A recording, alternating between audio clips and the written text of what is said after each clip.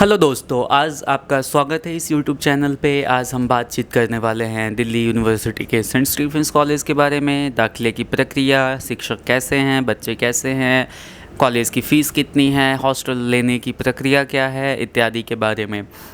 मैं उन्नयन हूँ, ये इतिहास है। हम दोनों सेंट स्टीफेंस कॉलेज के स्टूडेंट हैं। मैं अब उसका एलुमनस हूँ। तियास अभी भी पढ़ाई कर रहा है वहाँ पे। हम लोग समझने की कोशिश करेंगे सेंट स्टीफेंस के बारे में। आइए शुरू करते हैं। तियास कैसे हैं आप? हाँ, मैं बढ़िया हूँ। मैं कल ही दिल्ली आया तो अच्छा, लॉकडाउन के वक्त कैसा रहा आपका सफ़र और 1.5 साल कैसा बीता आपका? ये 1.5 साल तो भाई बीते ही नहीं। कोई कोई वही कुछ हुआ ही नहीं। तो ऐसे ही जैसे 8 महीने जो कॉलेज में था वो बहुत मतलब वहाँ पे सब कुछ है। उसके बाद जैसे एक लंबी नींद आ गई एंड अब फिर से शुरू हो रहा सब कुछ। तियाश ये कहना चाह रहे हैं कि उस 8 महीने की मेमोरी के साथ इन्होंने 1.5 साल वहाँ बिता दिया। तियाश, सेंट स्टीफेंस कॉलेज के बारे में एक बहुत ब्रीफ सा परिचय, इंट्रोडक्शन अगर आप दे सकें। अभी इंट्रोडक्शन आप कीजिए हिस्टोरिकल प्लीज़। इंट्रोडक्शन। हिस्टोरिकली बताएं बहुत तो छोटा सा। दिल्ली के सबसे पुराने कॉलेज जो अभी तक है वो सेंट स्टीफेंस कॉलेज है। 1881 में जब कैम्ब्रिज मिशन ब्रिटेन से इंडिया आया तब उन लोगों ने ये कॉलेज का स्थापना की। अब ये भी याद रखने की बात है कि सेंट स्टीफेंस कॉलेज दिल्ली का सबसे पुराना कॉलेज नहीं है, वो दिल्ली कॉलेज था। लेकिन 1857 के म्यूटिनी के दौरान वो कॉलेज बंद हो गया और डेमोलिश हो गया। उसके बाद बंद हो गया। उसके बाद सेंट स्टीफेंस कॉलेज मिशनरीज ने स्थापना की और वही अभी तक है। और Saint Stephen's College Delhi University के सबसे ओरिजिनल पुराने सबसे 3 जो कॉलेजेस थे, Hindu College, Saint Stephen's College और शायद रामजस था। तो ये 3 कॉलेजेस जो दिल्ली यूनिवर्सिटी में सबसे पहले बने वो आज भी एडजेसेंट टू ईच अदर ही लोकेटेड हैं। सेंट स्टीफेंस कॉलेज, भारत की आज़ादी के बाद सेंट स्टीफेंस कॉलेज कैसा रहा और आज़ादी के पहले इसका इतना विस्तार या इसकी इतनी प्रसिद्धि नहीं थी।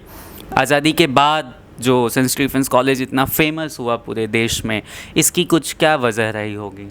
इसका वजह देखिए, मुझे तो लगता है कि आज़ादी के मुझे लगता है कि 1930s और 40s से ही सेंट स्टीफेंस कॉलेज कुछ तो था। लेकिन वो जैसे गवर्नमेंट कॉलेज लाहौर या ऐसे ही कुछ था।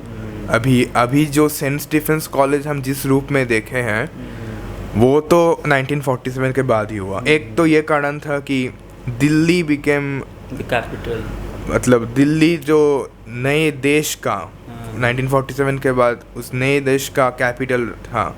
अब इस देश को जो चाहिए था वो था, किसी भी देश को जो चाहिए होता है जब किसी न्यू स्टेट को, अपना ब्यूरोक्रेट्स, डिप्लोमेट्स जो एडमिनिस्ट्रेशन को चलाए, अपना इंटेलेक्चुअल्स।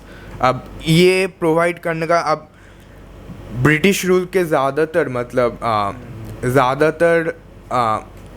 जो ब्यूरोक्रेट्स आते थे, आज सेंट स्टीफेंस कॉलेज आज़ादी के बाद जो रोल प्ले किया इंडिया के सिनेरियो में, वही role Presidency College British period में और प्ले करता था। कि ज़्यादातर ब्यूरोक्रेट, ज़्यादातर जो उच्च पदस्थ कर्मचारी होते हैं गवर्नमेंट के, वहाँ से आते थे। प्रेसिडेंसी कॉलेज कलकत्ता के, और प्रेसिडेंसी कॉलेज और सेंट स्टीफेंस कॉलेज ये 2 कॉलेजेस थे इंडिया के जो सबसे liberal arts, under graduate liberal arts का ये थोड़ा समझा देंगे। अंडर ग्रेजुएट कॉलेजेस में लिबरल आर्ट्स पढ़ाया जाता था। ये 2 कॉलेजेस और शायद presidency Madras, may be Loyola in Mumbai, but this presidency and Stephenson, they were the 2 contenders। but जो होता था कि अब एक तो है कि ज़्यादा ब्यूरोक्रेट्स और डिप्लोमेट्स हमारे सेंट स्टीफेंस कॉलेज से आने शुरू कर दिए। जो पब्लिक पर्सनालिटीज़ होते हैं मीडिया में, लिटरेचर में, जो लोग देश का नैरेटिव को डिफाइन करते हैं, वो आने लगे सेंट स्टीफेंस कॉलेज से। इसीलिए, और जो ये नेहरूवियन जो नैरेटिव था इंडिया का, उसको परपेचुएट करने में इस सेंट स्टीफेंस कॉलेज का बहुत एक रोल था, क्योंकि हमारे कॉलेज का जो एलुमनाई है वो अभी तक भी ज़्यादातर अपने ही एक मतलब लिबरल बबल में रहते हैं। वो बबल है लेकिन वो सच भी है कि उन लोगों ने तो मतलब इस देश को मतलब क्या ही मतलब ब्रॉडली कोलकाता का डिक्लाइन, दिल्ली का राइज, उसके बाद मुझे लगता है आज़ादी के बाद जो कोलकाता का या वेस्ट बंगाल का कम्युनिस्ट पॉलिटिक्स, और उस वजह से जो थोड़ा प्रेसिडेंसी का डिक्लाइन था वो शुरू हुआ 19 जो आप जो बोल रहे हैं कम्युनिस्ट का decline, actually that wasn't a decline. No, I'm not saying communists का decline. I'm saying the way the communist politics मैं वो समझ रहा हूँ, मैं बोल रहा हूँ कि decline led West to the Bengal का जो एकेडमिक मतलब क्राइसिस हुआ, जो क्योंकि कैलकाटा यूनिवर्सिटी इस देश का सबसे पुराना university. So my point is कहीं ना कहीं वेस्ट बंगाल का जो एकेडमिक क्राइसिस था, one of the factors for which was obviously the politics of West Bengal. I would not say it's communist or otherwise. It's a very turbulent time for मतलब waste Bengal के लिए बहुत एक turbulent time था 1950s, 60s, 70s. So maybe I think that also gave St. Stephens an opportunity to rise because the other contender was slowly The other contender मतलब presidency college का decline का एक वजह है जो सबसे महत्वपूर्ण वजह है भी, वो था 1968 से 73 तक जो नक्सली आंदोलन होने शुरू हुआ, तो प्रेसिडेंसी के बहुत स्टूडेंट्स कैंपस के अंदर कैंपस के बाहर मारे गए, बहुत ब्रिलियंट स्टूडेंट्स, तो पूरा एक जनरेशन ऑफ स्टूडेंट्स वो ख़त्म हो गया। वही उसके बाद भी प्रेसिडेंसी ऑलमोस्ट कंटिन्यूड फॉर मतलब प्रेसिडेंसी का रोल बदल गया। वो जो कॉलेज पहले ब्रिटिश ज़माने में मतलब सरकारी कर्मचारी मतलब ब्यूरोक्रेट्स या डिप्लोमेट्स जो ब्यूरोक्रेट्स या डिप्लोमेट्स देते थे देश मतलब सरकार को, मतलब वो चेंज होके भाई प्रेसिडेंसी का स्टूडेंट कम्युनिटी बहुत ज़्यादा एकेडमिक बन गई। अच्छा, अब आते हैं आज के मुद्दे पे। तो सेंट स्टीफेंस कॉलेज किन मायनों में दिल्ली यूनिवर्सिटी के बाकी कॉलेजेस से अलग है? अगर टेक्निकल ग्राउंड्स पे सिर्फ बात करें तो पॉपुलर परसेप्शन को छोड़ते हुए। पॉपुलर परसेप्शन को छोड़ के मुझे तो लगता है कि पहले जो नज़र में आता है कि हमारा स्टूडेंट कम्युनिटी बहुत छोटा है। हर बैच में शायद 400-420 स्टूडेंट्स आते हैं, और दूसरे कॉलेजेस में वहाँ पे 1000 है हर बैच में। टोटल स्टूडेंट्स ले तो 1200 या 1300 स्टूडेंट्स हैं, तो 1200 स्टूडेंट्स मतलब कि स्कूल का हमारा मतलब मैं छोटा एक स्कूल से था, वहाँ पे भी शायद इससे ज़्यादा लोग थे। और सड़क पर ही अगर आप हिंदू कॉलेज जाओगे वहाँ पे भी स्टूडेंट मतलब टोटल स्टूडेंट शायद 3-4 हज़ार होगा, जो हमारा डबल या ट्रिपल है। तो इसी से पता लगता है कि भाई स्टूडेंट कम्युनिटी तो छोटा है। तो और इसका एक एडवांटेज होता है, मतलब छोड़िए एडवांटेज पे बाद में आता है। सेंट स्टीफेंस कॉलेज में जो एडमिशन होता है बाकी डी में सिर्फ कट ऑफ से होता है, मतलब जो परसेंटेज होते हैं आपके जो बोर्ड्स के परसेंटेज उस पे ही आपका एडमिशन होता है। सेंट स्टीफेंस कॉलेज में कट ऑफ भी रहता है, उसके बाद एक इंटरव्यू स्टेज भी रहता है, और उसी इंटरव्यू स्टेज में ज़्यादातर फ्लिसिंग होता है। मतलब इंटरव्यू मतलब कि जिसलिए SRCC का स्टूडेंट कम्युनिटी से या हिंदू के स्टूडेंट कम्युनिटी से मुझे लगता है कि स्टीफेंस का स्टूडेंट कम्युनिटी थोड़ा और भी ज़्यादा गिनी चुनी होती है, क्योंकि क्लास डिवर्स होती है, डिवर्सिटी और कम हो जाती है इंटरव्यू होने की वजह से, राइट? मे बी डिवर्सिटी जो होता है मतलब डिवर्सिटी तो स्टीफेंस में बहुत था, मुझे लगता है कि नहीं, economic diversity I am talking about, not the geographical diversity. देखिए भाई ये तो पूरा एडमिशन प्रोसीड्योर जो कट ऑफ बेस पे होता है, ये मेरिट मतलब परसेंटेज, ये पूरा सिस्टम ही मुझे लगता है कि डिवर्सिटी कम कर देता है इकोनॉमिक ग्राउंड्स पे। वो तो अभी सेंट स्टीफेंस में दाखिले की क्या प्रक्रिया है? एकदम छोटे ब्रीफ कंसाइज। अभी मुझे इन फर्स्ट ईयर्स के बारे में कुछ नहीं पता, मतलब क्या चल रहा है। वक्त की बात बताएं। मेरे वक्त में भाई कट ऑफ था, पहला स्टेज तो कि कट ऑफ क्लियर करना पड़ता है, उसके बाद एक कॉलेज में जिस दिन इंटरव्यू रहता है उसी दिन एक एप्टीट्यूड टेस्ट होता है। उस एप्टीट्यूड टेस्ट के बाद आप इंटरव्यू में जाते हो। इंटरव्यू 10-15 मिनट, किसी किसी के लिए 17-20 मिनट तक चलता है।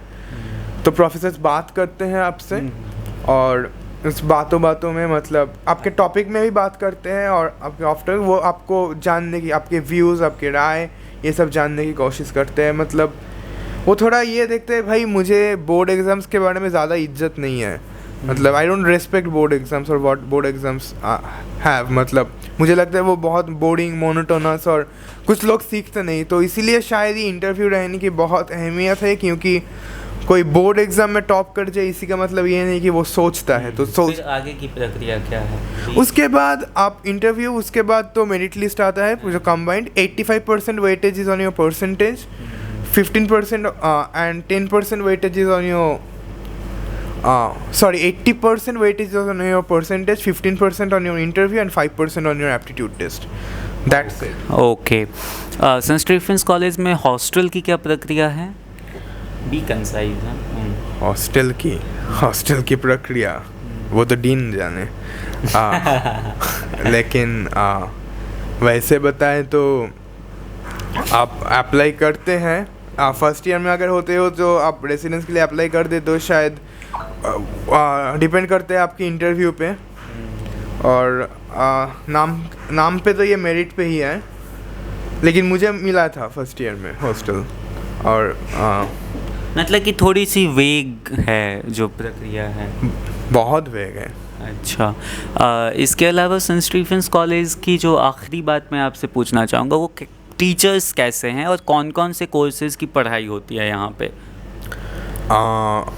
आर्ट्स में देखिए भाई, हमारे कॉलेज में सिर्फ साइंसेस और आर्ट्स हैं, कॉमर्स नहीं है, इसलिए इसको लिबरल आर्ट्स कॉलेज कहा जा सकता है। तो आर्ट्स में इकोनॉमिक्स है, इंग्लिश है, हिस्ट्री है, फिलोसॉफी है और संस्कृत है और बीए प्रोग्राम है। बीए प्रोग्राम कोई डिपार्टमेंट नहीं है, लेकिन बीए प्रोग्राम एक कोर्स है जो कॉम्बिनेशन ऑफ मतलब 2-3 डिपार्टमेंट्स पढ़ाते हैं। अब डिपेंड करता है आप कौन से सब्जेक्ट्स लेते हो। अब साइंसेस में फिज़िक्स है, केमिस्ट्री और मैथमेटिक्स है और बीएससी प्रोग्राम है जो फिर से एक कॉम्बिनेशन है। तो यही बहुत कम डिपार्टमेंट्स है हमारे कॉलेज में।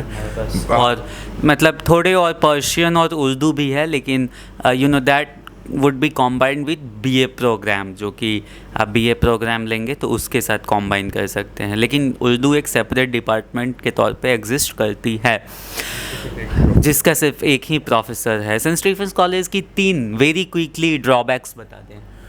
सेंट स्टीफेंस कॉलेज में ड्रॉबैक्स, अगर इसे ड्रॉबैक्स किया मतलब बोला जा सकता है, एक तो है ड्रॉबैक्स या डिसएडवांटेजेस या घाटे, अगर उस कॉलेज में पढ़ते हैं तो 3 कौन से घाटे लग सकते हैं आपको? एक होता है कि अगर आपको इंग्लिश पे कब्ज़ा अच्छा नहीं है तो आपको दिक्कत होगी, बहुत दिक्कत होगी। तो और लेकिन ये ड्रॉबैक तो है, लेकिन ये भी है कि डिफेंस में रहोगे तो इंग्लिश जल्दी सीख जाओगे। लोग सीख जाते हैं। मैंने फर्स्ट ईयर में जो बोल नहीं सकते थे वो सेकेंड या थर्ड ईयर तक वो बहुत फ्लुएंट हो जाते हैं। एक है कि भाई आप एक छोटा सा लिबरल आर्ट्स एलिटिस्ट बैकग्राउंड में बबल में रहते हो, आप रियलिटी से तो दूर होती हो, और अगर आप मेरे जैसे हो तो आप स्नॉब बन जाते हो। फिर स्नॉबरी आती है। और तीसरा ये है कि तीसरा मैं बोल लूँ?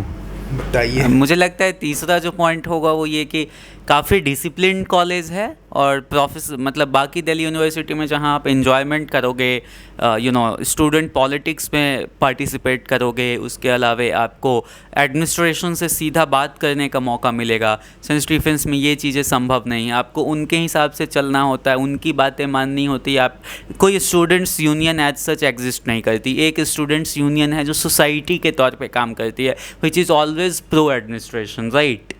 तो आम तौर पे generally, and even if there is something which goes against administration, तो ऐसे कंडीशन में आपको बच्चों को यूनाइट होना पड़ता है, SUS कुछ नहीं करता। तो ऐसे कंडीशंस हैं। तो 3 जो त्याश ने भी मुख्य बातें बताई, पहली ये कि आप एक बबल में रहते हो, जो रियलिटी से काफ़ी दूर है। दूसरी ये कि अंग्रेज़ी की तकलीफ़ होगी आपको अगर आपको अंग्रेज़ी नहीं आती है तो। और तीसरी बात ये कि आपको काफ़ी डिसिप्लिन्ड होना पड़ेगा। मॉर्निंग असेंबली होती है, बोरिंग क्लासेस होते हैं, शाम के 4 बजे 5 बजे तक क्लासेस होते हैं, रेयरली क्लासेस कैंसिल होते हैं, तो ये सारी समस्याएं आती हैं। लेकिन at the end of the day Saint Stephen's College prestigious है और आप अगर एडमिशन लेने के लिए इच्छुक हैं तो आप ज़रूर जा सकते हैं इस कॉलेज में। आप अपने प्रेफरेंस के तौर पे अगर आपको सब्जेक्ट्स में रुचि है तो आप सेंट स्टीफेंस में जो जो सब्जेक्ट्स ऑफ़र होते हैं उस हिसाब से जा सकते हैं और साथ ही साथ अपने जीवन को बेहतर बना सकते हैं इस कॉलेज के माध्यम से। लेकिन इसका यह मतलब नहीं कि किसी अन्य कॉलेज में आप अपने जीवन को बेहतर नहीं बना सकते। सारी कॉलेजेस समान अपॉर्चुनिटी मौके देते हैं, आपको बस उनको भुनाना होता है और एक बेहतर स्टूडेंट बन के निकलना होता है देश और राष्ट्र और विश्व की सेवा के लिए। Thank you.